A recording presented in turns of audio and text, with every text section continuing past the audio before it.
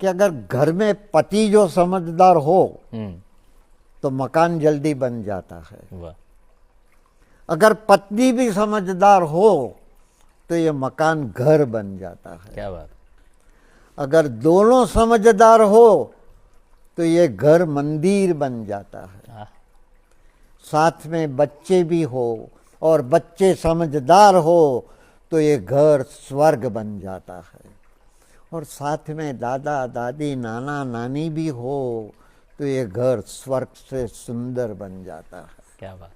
आ મને વાતથી બહુ જ ગમી તો મને થયું કે લાવું કહું। બહુ સારું કર્યું। मैं स्वीकार करता हूँ दोस्त, मैं स्वीकार करता हूँ कि मेरी रफ्तार कम हो गई है, लेकिन रुका नहीं हूँ मैं। क्या बात। कंधे पे बोझ बढ़ गया है पर झुका नहीं हूँ मैं। बस ऐसे ही चलता रहूँगा, चलता रहूँगा, चलता रहूँगा, क्योंकि हंसना और हंसाना ये कोशिश है मेरी। हर कोई खुश रहे ये चाहत है मेरी।